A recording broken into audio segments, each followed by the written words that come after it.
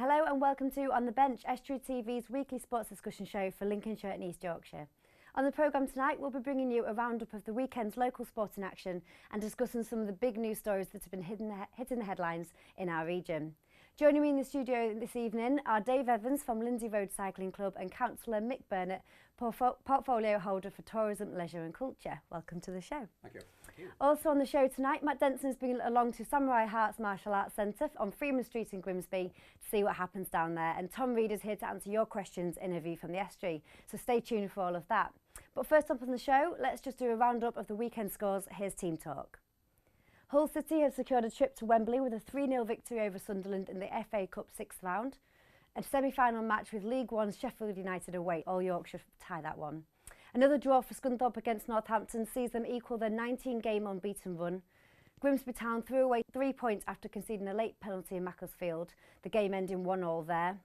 Elsewhere in the region, North Ferriby won 3-0 at Histon, Cleethorpes Town lost 1-0 at home to Rossington Main, and Grimsby Borough lost 4-0 away at Dronfield Town. In hockey, Grimsby's men first defeated Doncaster Thirds 8-5, while in women's both teams were victorious as Grimsby First won 3-0 at Hull University Second, and Grimsby Second gained the points as they beat Driffield 4-5-1. Hull Stingrays beat Sheffield Steelers 5-1 in the ice hockey. And finally, Hull Wasps beat Gateshead Phoenix 85-79 in basketball. The Wasps will reach the playoffs for the first time in Kingston Panthers themselves fail to beat Gateshead next Sunday. Thanks to all the clubs that sent in their results this week. If you'd like to see your team feature on Team Talk, all you need to do is email us with your results and we'll include them on next week's programme.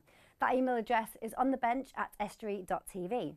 So massive congratulations to Hull City for making it to Wembley for the FA Cup final. A tie against League One Sheffield United won't disappoint with that one. You've got to be favouring Hull for that one, surely, Mick. Have you been watching the tie? I wish Hull all the very best, and it's great to see a team within the Humber region actually in that position. It's brought back the old FA Cup style football teams rather than the Premier teams winning all the time to the semis and indeed the finals. So I wish them all the best. Yeah, definitely. And Dave, did you catch the game? Well, it was at the same time as the rugby. Conflict of interest. Conflict of interest, yeah, afraid so. But I think it's absolutely wonderful. I mean, we've got some football teams doing really well, haven't we, in the region at the moment? You know, Town, 4 points off the playoffs or so, with 4 or 5 games in hand. Scunthorpe, second from top. Yeah. And the whole performance was the football performance of the weekend locally, I think, and great to see. Yeah, definitely. I mean, obviously, an all Yorkshire tie going forward for the semi-final is got to be, you know, such a brilliant thing for the area, and also going down to Wembley. Yes. Yeah, it must be a really good thing for the fans. Yes, it's a terrific thing for the fans, and probably Mick remembers as well when Town fans went down to Grimsby, a few times in the last few years we've been there, so, which is fantastic to see. Yeah. I can imagine Hull City will be actually empty when they go down to Wembley. They'll be all down at Wembley, and indeed Sheffield. But I think they'll all be on the same motorway. So I think when they're wrong, we'll miss out on the motorways. Yeah. But having said all that, I wish them both all the very best. Like I say, he's bringing back the tradition of FA Cup, where the so-called underdogs in that sense, when you'd expect, times like Chelsea and Man City and all that to get through to that. I know Arsenal's there, but I think it's great, and I wish them both teams all the very best. It's that magic again, isn't it? That magic of the FA Cup, it's it still is, there. The underdog and a bit of victory definitely for local teams. Yeah. Well, we don't want the underdog to win in the semi-final though, do we? No, we don't, because we want Hull to go through. We do.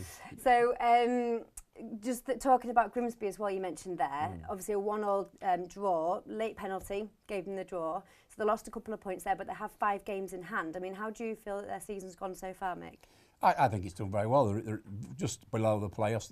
The problem, I guess, I would say, is that 5 games in hand with all the games they've already played, I guess they need their teams to be on the top in terms of fitness. Yeah. And I certainly, again, wish them all the very best. We all want to see them out the Conference League, back into the Football League, where they deserve to be, and hopefully they can get sufficient points to at least get into the playoffs, if not necessarily in the playoffs, because that's one more game they'll have to play. Yeah. But 5 games in hand, I wish them all the very best, and I hope for all that the team does not get any injuries to actually create a problem to the team selection. Yeah. But all the best, Town. Yeah, definitely. And just moving on to rugby, 6 Nations at the weekend. I know you were watching it, Dave, because you missed the whole game. Yes. So how do you think England did? Pretty impressive. I think it was very impressive, yes, yeah. I thought Wales were asleep for the first 5 minutes, shown by the Danny Care try. Yeah.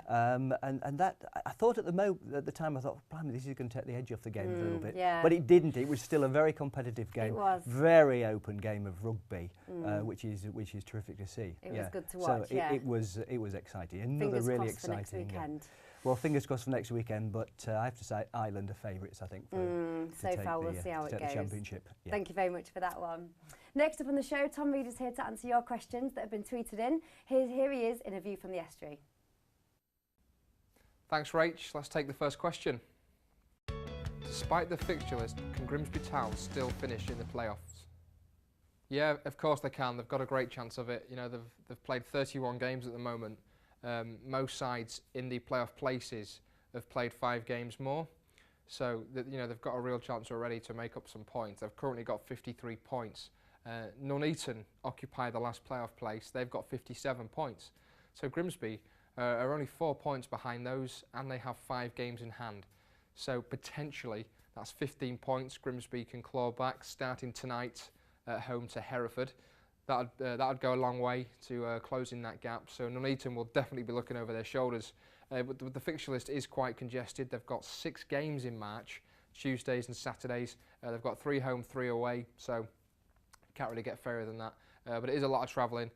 So they can still do it. They've just signed Boyce on loan from Scunthorpe. So that's an extra body to help with all these matches. They've got a small squad anyway. So, you know, the more players, the better. But yeah, in my mind, they can still do it.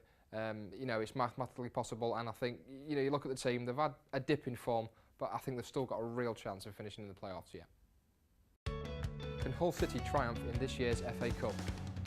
Yeah, of course Hull can do it. You know, you'd be stupid to say they can't. It's been done before.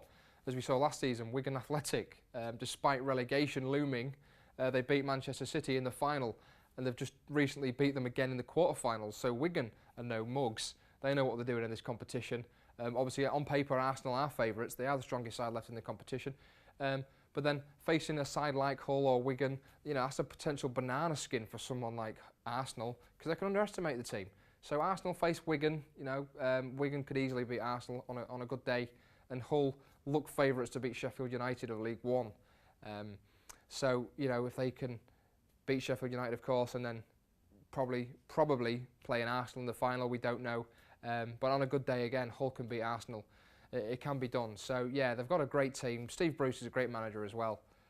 So Wigan have done it last season. Hull can do it this season, yeah.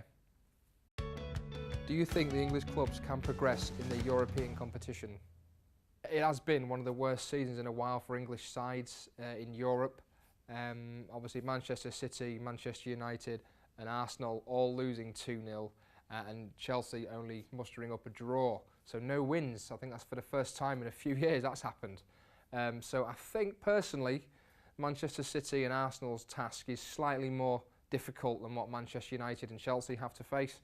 So I think Manchester United and Chelsea will, you know, they should progress from that, from this round.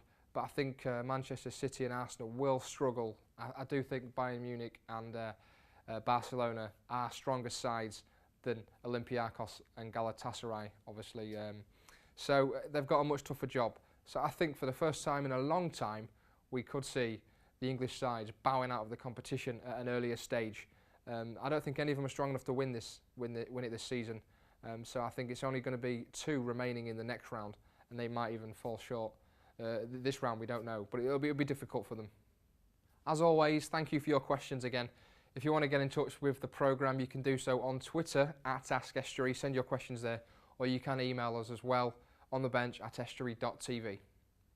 Thanks, Tom. If you want to send in your questions, that Twitter address is @OnTheBenchTV. We've got to go for a break now, but we'll see you again in a few minutes.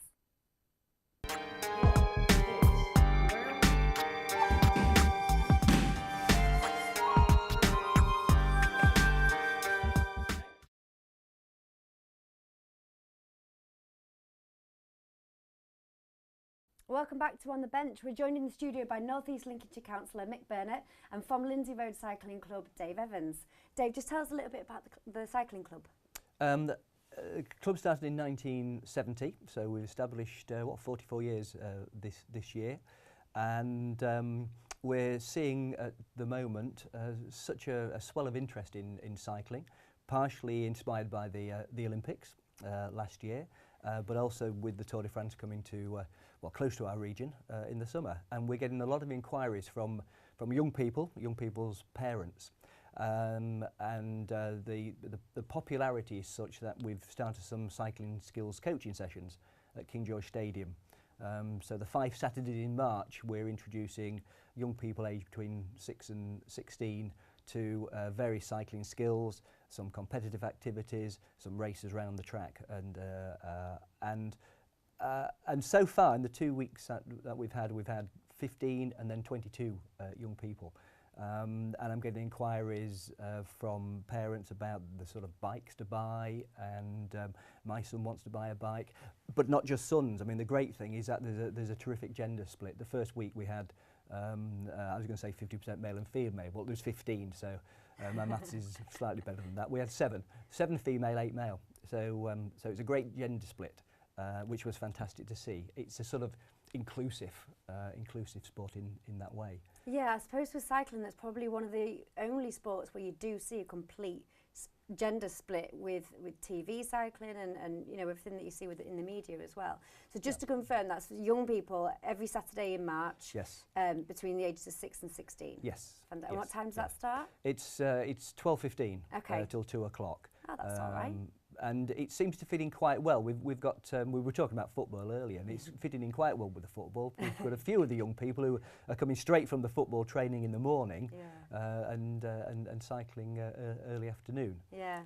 Do you have any events that are coming up in the next few months for the club, or what's kind of going on? Well, what I'm hoping to do is, once we've analysed these 5 weekends to see how much interest there is to start a young person's cycling section of our club.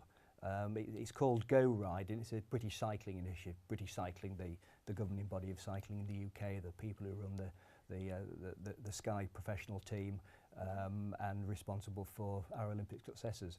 Yeah. So we're looking to form a Go Ride club if there is the interest. And on the first 2 weekends, it's looking pretty positive. Promising. Yeah, it is. Brilliant. Yeah, very much and so. Lincolnshire as a county is pretty good. Obviously, the name suggests road cycling, so you're out and about all the time. Yeah. How do you find all the hills and things? Is the county pretty good for that? Yeah, fortunately, I mean, most bikes have gears, which is always helpful. Yeah. But we've got a very good mix around here. You know, we've got some fantastic flat roads. And for people who want the hills and want to develop into riding up the hills and descending the hills, you know, we've got that in Lincolnshire, which is fantastic. Brilliant. So really, anybody can get involved in the club. Anybody can get involved in the club.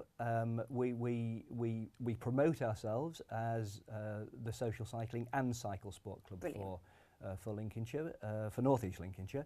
But there are other clubs in the area, BMX clubs and dedicated road racing clubs, and one of the most recent increases that we've seen in activity in cycling locally is women's cycling. Brilliant. There is an initiative called the Breeze Initiative, which is run by women for women, and that is growing tremendously well. Okay, brilliant. Thank you very much for that information. Next up on the programme, Matt Denson went along to the Samurai Hearts Martial Arts and Fitness Centre on Freeman Street in Grimsby to find out a little bit more about what goes on down there. Samurai Hearts Martial Arts in Freeman Street, that's where we are tonight. We've been asked to come along and have a bit of a training session with them. As you can see, they're already training. We're going to step in and see what fun we can have tonight. This should be interesting.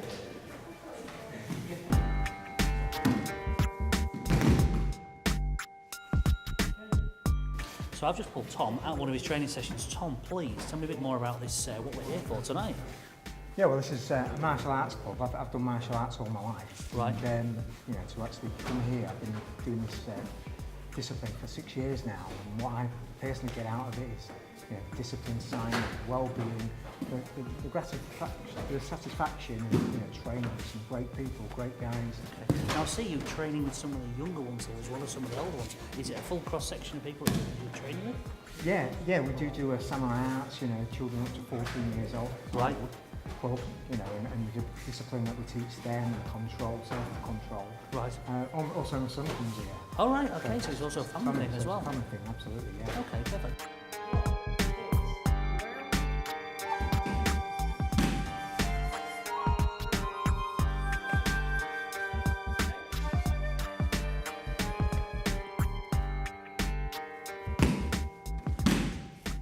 I started training about 2 years ago. I came from having a bit of a rough patch, so just wanted something to help me focus. And what sort of level are you at? Because I noticed this is a good level you're at, yeah? Yeah, I've recently become a 4th Q, which is the equivalent of like a purple belt sort of thing. So we don't have coloured belts, you stay white until you get your black belt.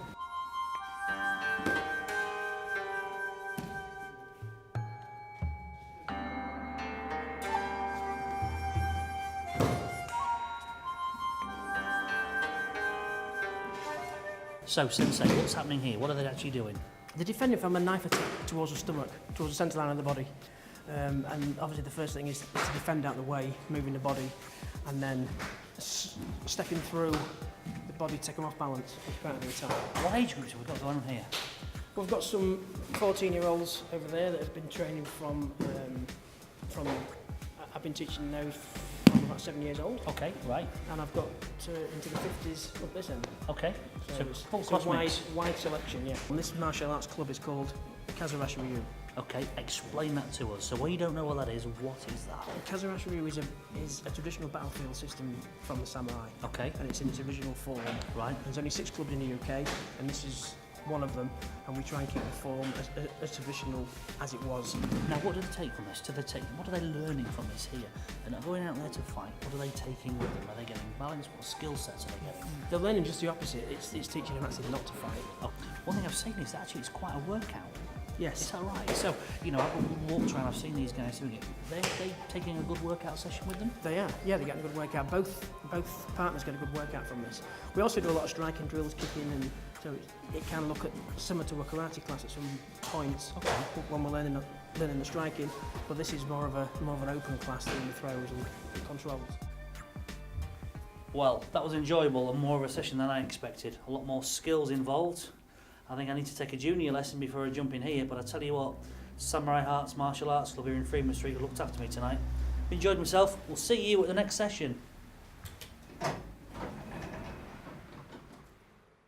Thanks for that report, Matt, and thanks to Andy Abernethy for having him along. Finally on the show, let's just turn our attention to our other guest, Councillor Mick Burnett. Mick, you're portfolio holder for the Sports and Leisure and Tourism in North East Lincolnshire, is that right? It is indeed. Just tell me a little bit about your role. I'll just concentrate on the sport. We have some fantastic leisure facilities that we're investing heavily in through our capital programme through the council, which I'm really pleased. Leisure is really, really important. So what I would like to do is members of the community to take advantage of the quality leisure facilities we have and sign up to the courses that all our leisure centres, sign up for a football team, sign up for, women's football. We have a really strong ladies football teams within the area. Hundreds of people play football at the weekends. So get involved in sport, which is why I'm pleased it's now coming back big time into schools. I think that's well overdue, and I welcome it entirely to people get involved in sport. Yeah, definitely. And like you say, we've got lots of fantastic facilities in this area. And for young people to get involved, it's quite easy, isn't it? It is easier for young people, but elderly people as well, in terms of age is no barrier. You can do what you like, whatever sport you have to deal with. And we talk about people with disabilities, get them encouraged into sport. It's really important that anybody gets involved in sport. Fantastic, thank you very much.